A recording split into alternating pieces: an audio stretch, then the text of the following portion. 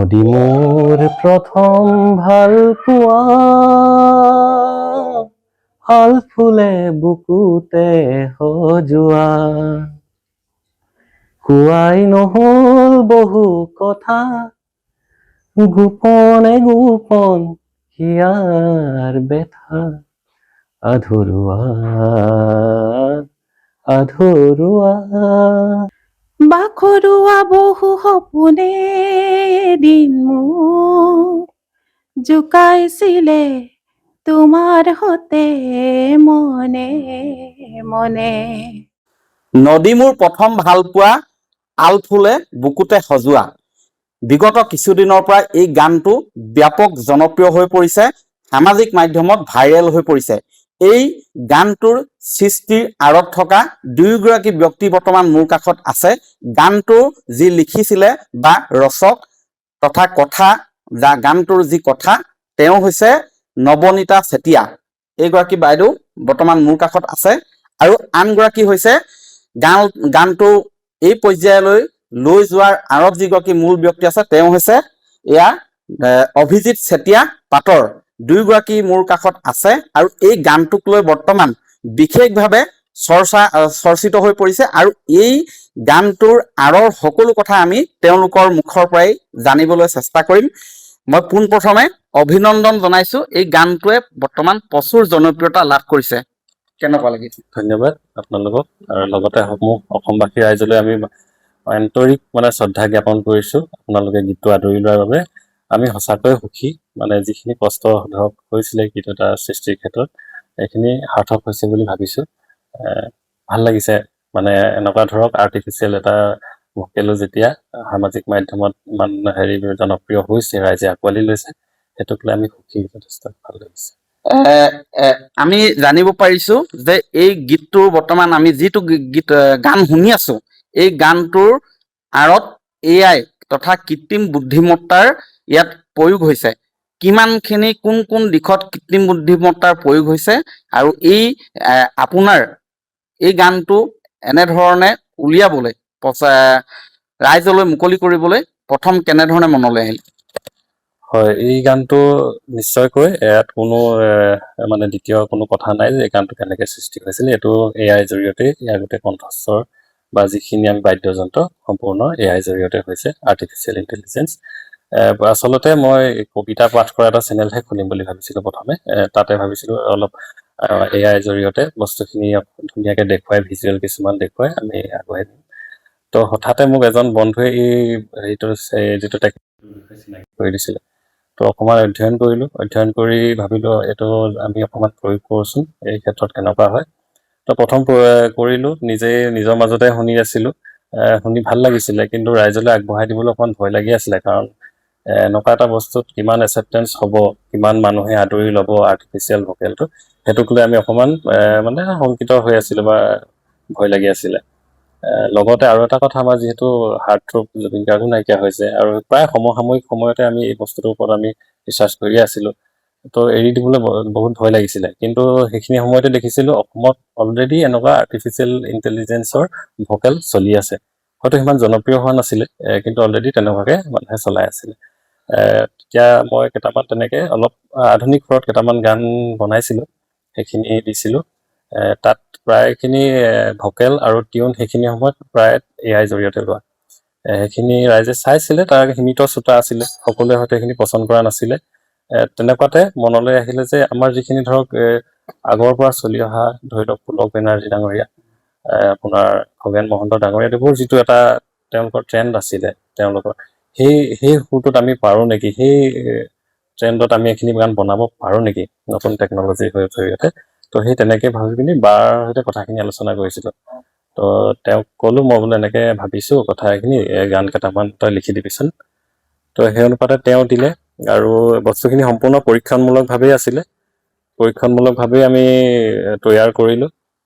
তো নিজে প্ৰথম শুনি আছিলো গানকেইটা তৈয়াৰ কৰি, ৰাইজলৈ এৰি দিবলৈ অলপ ভয় বা এনেকুৱা শংকা আছিলে, যিহেতু মই কৈছে কিমান আদৰি ল'ব নল'ব।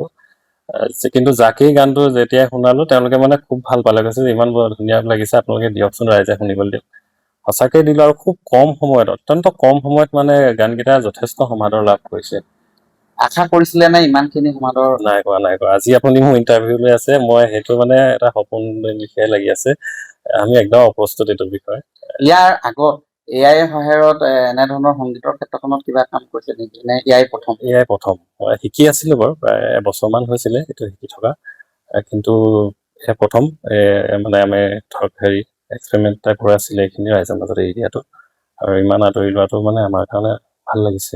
আপুনি কৈছে যে AI লৈ আৰ্টিফিচিয়েল ইণ্টেলিজেন্স তথা কৃত্ৰিম বুদ্ধিমত্তাক লৈ আপুনি অলপ চৰ্চা কৰি আছে, অধ্যয়ন কৰি আছে। এই ক্ষেত্ৰখনত AI ভূমিকা ভৱিষ্যতে কিমান দূৰ থাকিব পাৰে বুলি ভাবে, কিমান আশাবাদী? হয়। এতিয়া এনেকুৱা ধৰণৰ হয় কথাখিনি, সংগীতটো এটা সম্পূৰ্ণ আমাৰ অন্তৰ বস্তু, আৰু যদি AI চাওঁ সেইটো এটা যান্ত্ৰিক বস্তু। একেদৰে যদি আমি গিটাৰখন চাওঁ সেইটো এটা যন্ত্ৰ, তাবলাটো চাওঁ সেইটো এটা যন্ত্ৰ, মানে নিথৰ। কিন্তু যেতিয়া এই বস্তুখিনি যেতিয়া এটা সন্মিলন হয়, তেতিয়া সংগীতে এটা নতুনকৈ প্ৰাণ পায়। ধৰি লওক কোনোবাই গিটাৰখনেৰে গান এটা গালে, কোনোবাই তাবলাৰে গালে। এতিয়া আমাৰ ক্ষেত্ৰত মানে কি হ'ল, আমি ধৰি লওক সেই একেখিনি সংগীত আমি AI এটা টুল হিচাপে, মিউজিক টুল হিচাপে আমি ইউজ কৰিলো। তো ভাবিছো আমিতোতো ধৰক ইমান গায়ক বা শিল্পী তেনেকুৱা নহয়, মানে গান শুনি ভাল পাওঁ, মনতে গুণগুণাওঁ।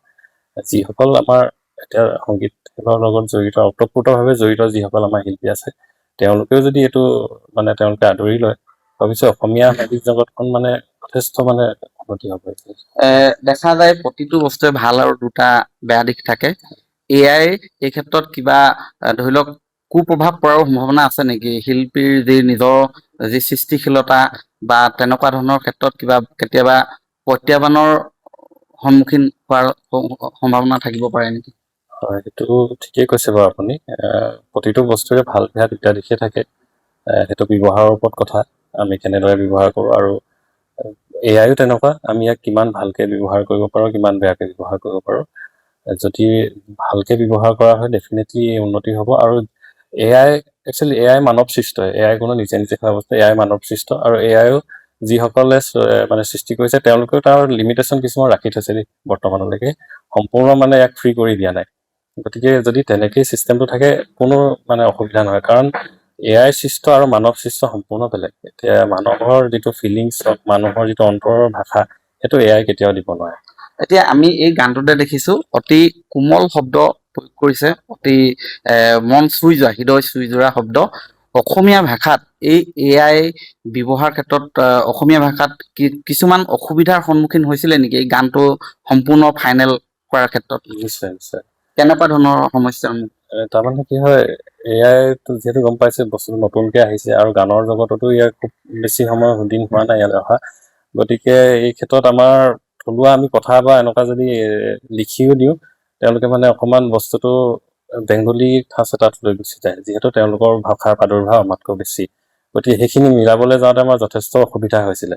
গতিকে সেয়াই অকমান কিমান দিন সময় লৈছিলে? সময় বুলি ক'বলৈ গ'লে একচুৱেলি মইতো পেছাত এজন ধৰক অভিযন্তা, গতিকে মই সংগীত চৰ্চা গোটেই দিনটো কৰিব নাপাওঁ। সন্ধিয়া আমাৰ ধৰক 10টাৰ পৰা 5টালৈকে ডিউটি থাকে। তো সেই সন্ধিয়াৰ পৰা গধূলি সময়খিনিত আমি অকণমান কৰোঁ, গতিকে সময় খুব কম দিবলৈ পাওঁ।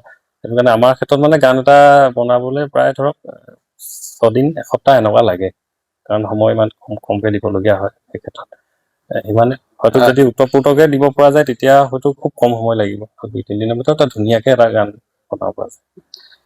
আৰু এই গামক পুনৰ জনাব বিচাৰিছো যে অভিজিত চেতিয়া পাটৰ স্বাস্থ্য বিভাগত কৰ্মৰত এগৰাকী কৰ্মচাৰী, আৰু এই গানটোৰ যি কথা, যাৰ যি ৰচনা, মই ইয়াৰ বাইদেউ আছে নৱনীতা চেতিয়া, মই তেওঁৰ ভাষ্য ল'ম।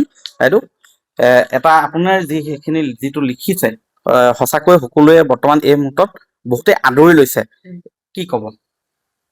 মানে এইটো এটা আমাৰ কাৰণে মানে অবিশ্বাস্য, মানে এইটো ধৰণত মানে মানুহে এটা গান, আমাৰ এটা গান, মানে মোৰ বুলি ক'বলৈ দিগদাৰী বাৰু, মই বুলিয়ে কৈছো আৰু, যে লিখা এটা গান মানে এনেকে মানুহে আদৰি ল'ব, সেইটো এটা মানে বহুত সপোনৰ গোচৰৰ নিচিনা আছিলে। কিন্তু বহুত বেছি ভাল লাগিছে, এইটো মানে বুজাবলৈ ভাষা নাই, আৰু এতিয়া মানে বৰ্তমান বুজাবলৈ ভাষা নাইকিয়া হৈছে। ইয়াৰ আগত আপুনি লিখা মেলা বা গীত লিখিছে নেকি? গীত বুলি নহয়, ময়ো পেছাত অধিবক্তা হয় মোৰ, তেনেকে তাৰ সেইখিনি সমান্তৰালভাৱে মই কেতিয়াবা এনে কবিতা চবিতা লিখো, আৰু আগত লিখিছিলোঁ যেতিয়া মানে ধৰি লওক বিয়াও হোৱা নাছিলোঁ, তাৰ আগত এনেকৈ কবিতা চবিতা লিখিছিলোঁ, আলোচনী পেপাৰ তেনেকুৱা পঠিয়াইছিলোঁ, লিখি প্ৰচাৰ হৈছিলে, ক'ৰবাত নহৈছিলে প্ৰকাশ। আৰু তেনেকৈ আছিলে। তাৰপিছত গান চান কেতিয়াবা নিজে গুণগুণাই থাকোঁ আৰু বা কিন্তু গান এতিয়া এটা এই লিখিম, গীতটো গান এটা চৰ্চালৈ লৈ হয়, আহিছে। গান এটা কেতিয়াবা লিখিম, সেই গানটো যে কেতিয়াবা এনেকুৱা ধৰণত যে মানুহে মানে আদৰি ল'ব, এইখিনি মানে কেতিয়াও ভবা নাছিলোঁ। আৰু বিশেষকৈ মই আমাৰ মৰমৰ মানে জুবিন দা যেতিয়া নোহোৱা হ'ল, এইটো মই এটা আপোনাক একদম অন্তৰৰ পৰা এটা কথা কৈছোঁ, আজি প্ৰথমবাৰৰ বাবে কৈছোঁ আপোনালোকৰ সন্মুখত। জুবিন দা ঢুকুৱা সময়ৰ পৰা মই মানে এনেকুৱা ভাবি লৈছিলোঁ যে মই চাগে আৰু জীৱনত গান নুশুনিম। আৰু সঁচাকৈও মই গান নুশুনাকেই আছিলোঁ, তাৰমানে মই যিজনী ছোৱালী প্ৰতিদিনে মানে মই গান ভাল পাওঁ বা গানেই লাগি থাকে মোৰ সময়ত ওচৰে পাঁজৰে, কিন্তু মই তাৰমানে গান নুশুনাকৈ আছিলোঁ।